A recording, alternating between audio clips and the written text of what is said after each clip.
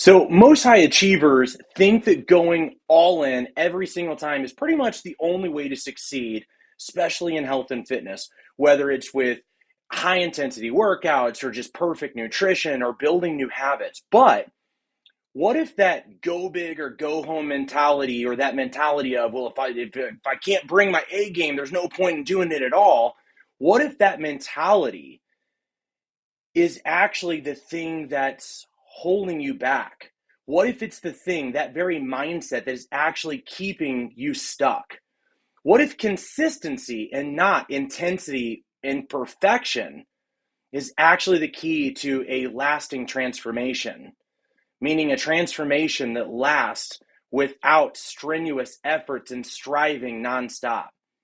Well, today I'm going to show you how focusing on consistently doing something, whether it's a good workout or a great workout or an awesome workout, don't worry, I'll explain that, is going to get you far better results than trying to set personal records and just hitting grand slams every single time.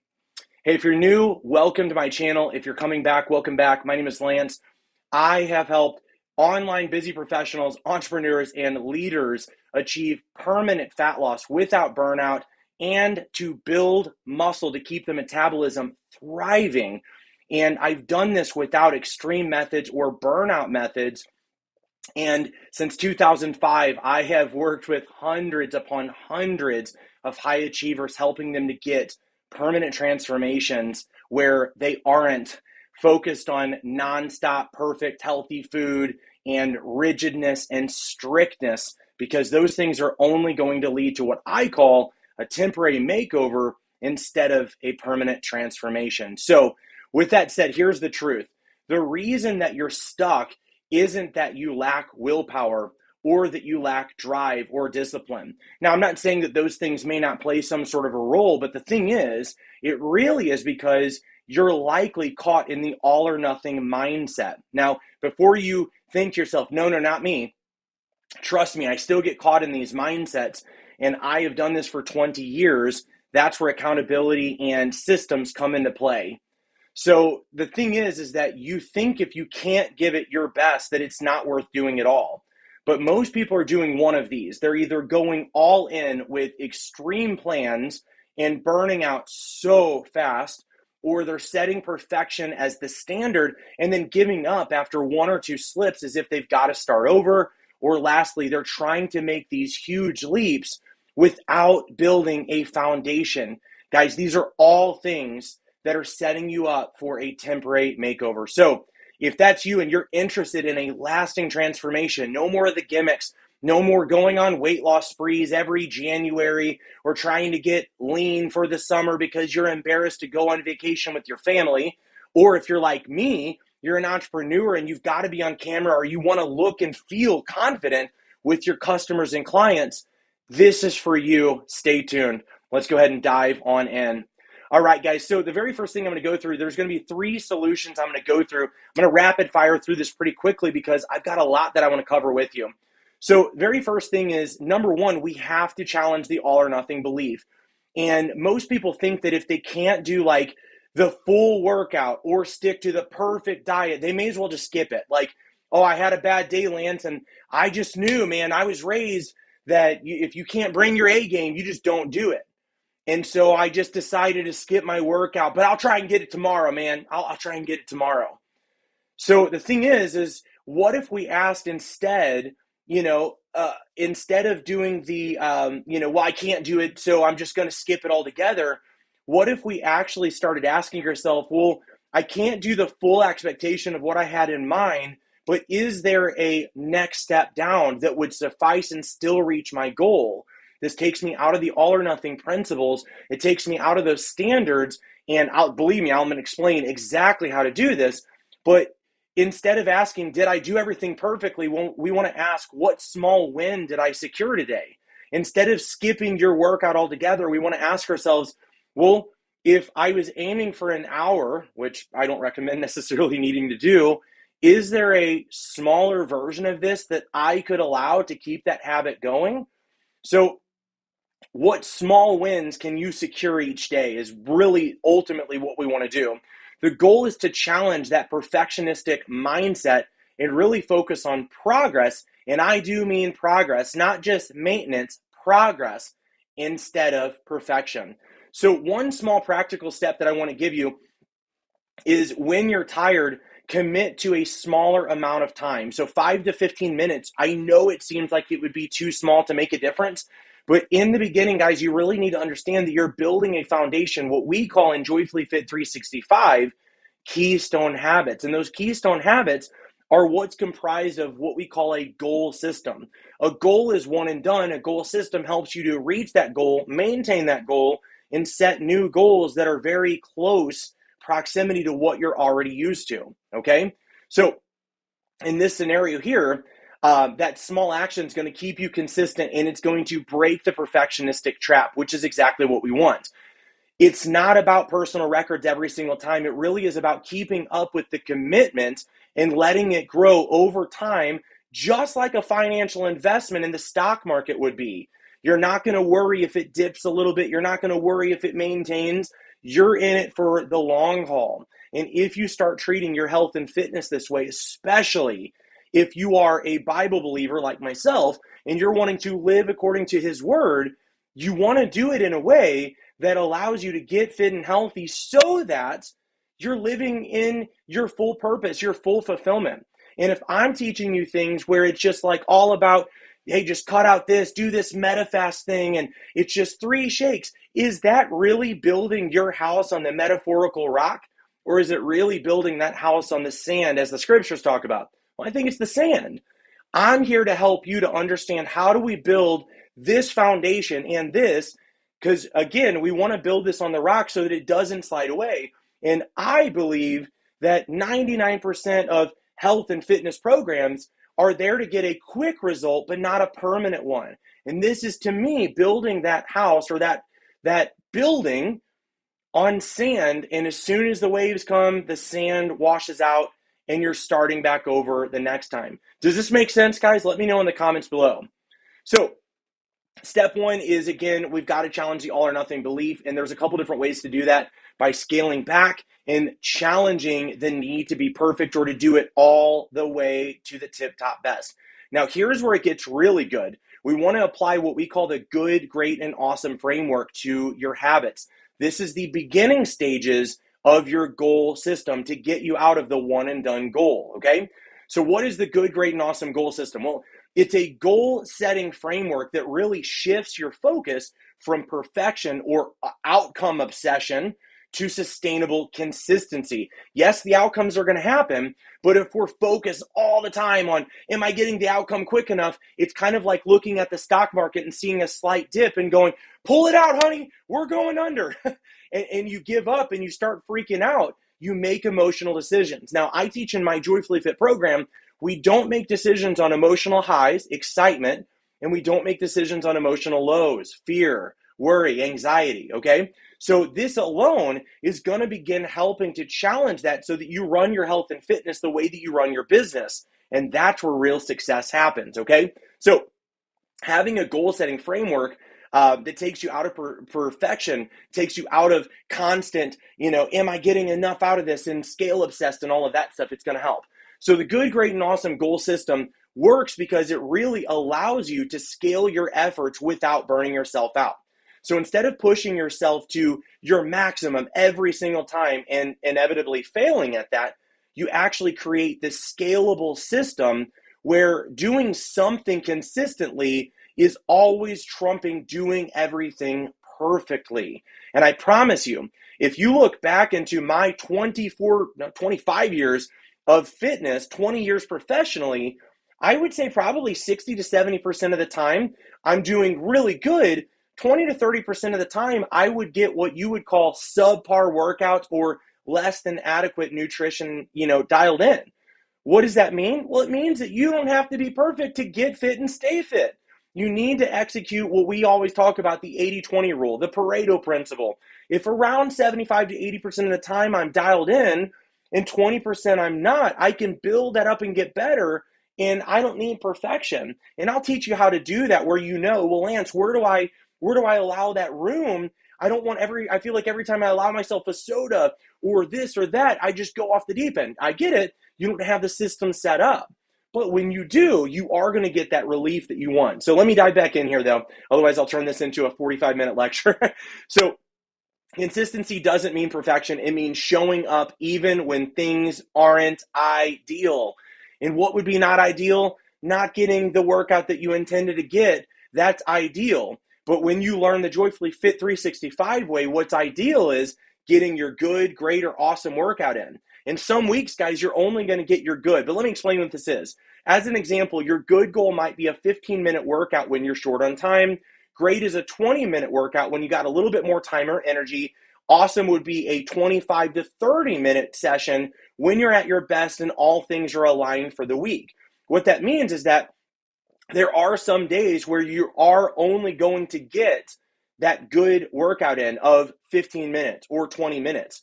Likewise, another thing that I teach, if you watch one of my videos from last week, is that you can also use this for the frequency of workouts. So this means that let's do 2 times a week would be your good goal, 3 times a week is your great goal, and 4 times a week is your awesome goal.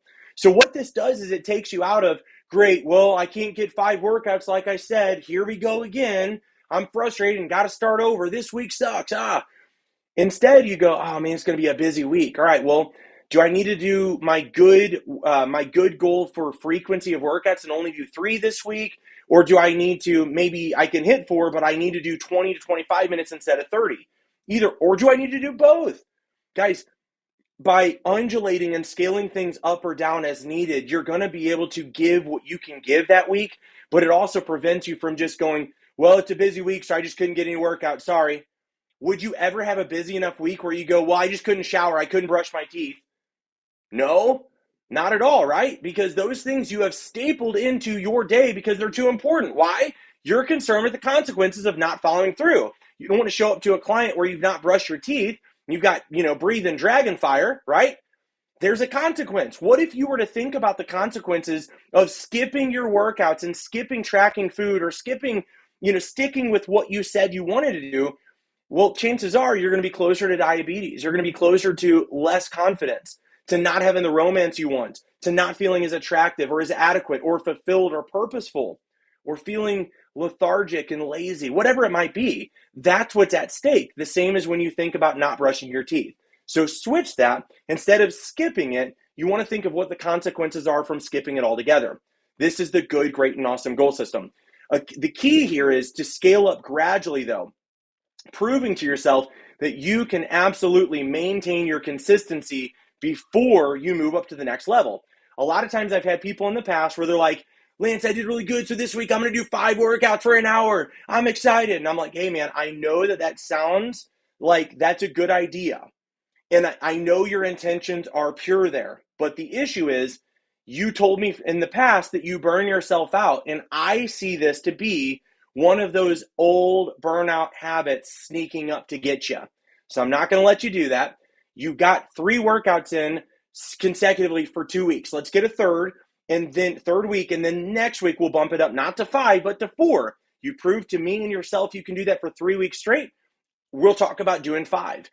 This is what real coaching does, because it slows you down from the old perfectionistic, all or nothing, self-sabotaging habits that truly are what keeps people stuck. All right. So step 3, we've talked about, again, using good, great, and awesome. We've talked about challenging the beliefs. Step 3 is going to be to stair-step your way to consistency, which is what I just literally explained. What is the stair-step method? Well, it's a gradual progression strategy where you start at the smallest level. In our case, the good goal, you move up to the next level, to great, and then lastly to awesome, only after proving consistent success. You do not set overzealous goals, and you don't move the goalpost until you have crossed it, okay, inconsistently. This is going to prevent burnout by building up a solid foundation of consistency before you ever consider scaling up. The same could be said for your business. If you have a good first month in business, you don't go and just like, hey, we got this. I'm going to go take out $1 million loan because we're making money. And if some is good, more must be better. No, you're going to make sure you can handle the growth. that you can handle the systems, and you're finding areas that you need to plug or seal up holes. Your health and fitness is identical. If you're doing this the biblical way, which again is going to be the lasting way, you want to make sure you're setting yourself up for long-term success. The way that I put this is you're stewarding over your health and fitness the way you steward over your family and your career. If you don't do that, you're going to be basically doing a get fit quick scheme. You don't believe in get rich quick schemes, don't do the get fit one either, okay? So we want to scale up. The Stair-Step Method is going to ensure, though, that you build habits that are going to last because you're not overwhelmed, and you're not overwhelming yourself from the jump or every time you're trying to scale because you've not built up the systems, okay? Let's see here. Did I miss that? No, I think I covered that one. Yes, okay, yeah. So the Stair-Step Method doesn't slow you down, though. A lot of times people will ask, like, Lance, it seems like it's going to be slower. Well, let me ask you something. Is it faster for you to lose 20 pounds in a month, lose 3 to 4 pounds the next month because you're already slowing down your effort, lose 0 pounds the third month, and then the fourth month to stop everything, and the fifth month to regain it all back? Is that faster than me having you go slow enough that you learn the foundation? Maybe you lose 8 to 10 pounds the first month, 7 to 8 the second, 5 to 8 the third, another 5 to 8 the fourth, and then we keep it going until you've reached all your goals? Which one's faster? Which one's more long-term? I'm gonna volunteer the answer to say it's the second. That's what I've seen in my experience, okay? And if you're on this channel, hopefully you're not just looking for what's the quickest way to get some fat off. I want to see the scale look better. If you're on this channel, hopefully you're looking for, I'm tired of it. I'm tired of doing the yo-yo thing. I'm tired of losing 20, 30, 60 pounds only to gain half, if not all of it back later. I want the way where I enjoy it, and I don't want to be miserable to get the weight off and to feel good. And if you're on this channel, whether you're guy or girl, hopefully you're wanting to build your metabolism, and that takes not just losing weight as quickly as possible, but thinking of your metabolism, putting muscle on as well. Anyway, I digress there. All right, so trying to go from 0 to 100 always sets you up for failure. You want to start at the good level and prove to yourself you can stay consistent. Once you've hit your good goal for a few weeks, whether that's your good goal of duration on workouts, good goal on frequency of workouts, good goal on nutrition. I'll talk about setting good goals and all that stuff, good, great, and awesome when it comes to how much to lose, how much to gain on strength. We'll talk about that in another video, but this is where we start. The good, then great, then awesome. We don't go more than that. At that point, only move to awesome when you've made great your new baseline.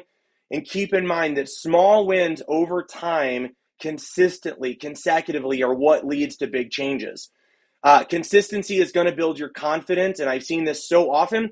When you get a little bit of good results from doing it this slow, balanced, let's say permanent way, and you start seeing results, it fires you up to keep wanting to go, and it fires you up, but it basically sets a bumper. I kind of see it like when you're bowling and you're trying to teach your kids to bowl, or whoever is going with you and they're not very good, you might set up the bumpers. Now, it's not going to guarantee a strike, but it does guarantee you won't get a gutter ball. That's the same as what this good, great, and awesome system does. And I really love that because a lot of us need that.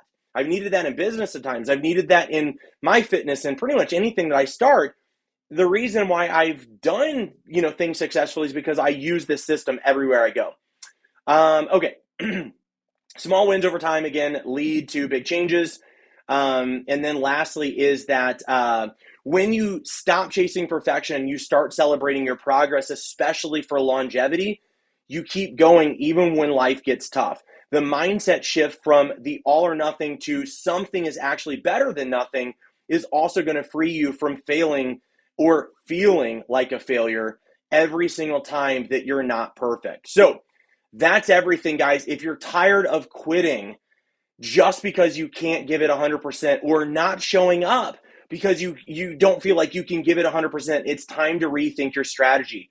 If you have lost weight to regain it, if you have gotten in decent shape to only backslide and go back further and need to start over again, it's time to rethink the strategy. So you can click the link below, or you can drop the word consistent in the comments and I'll send you my link to book your body transformation strategy audit, okay? And this is where we're going to pinpoint the specific habits and mindset shifts that will finally get you the energy, the confidence, and the strength that you have been chasing without the burnout, without the frustration, without constantly starting over or living like a dang fitness monk to do it. All right, guys, that's all I got for you. Thank you so much for showing up. Thank you guys for any comments, and thank you guys for liking this, sharing this, and subscribing. You guys rock. I'll see you all on the next one.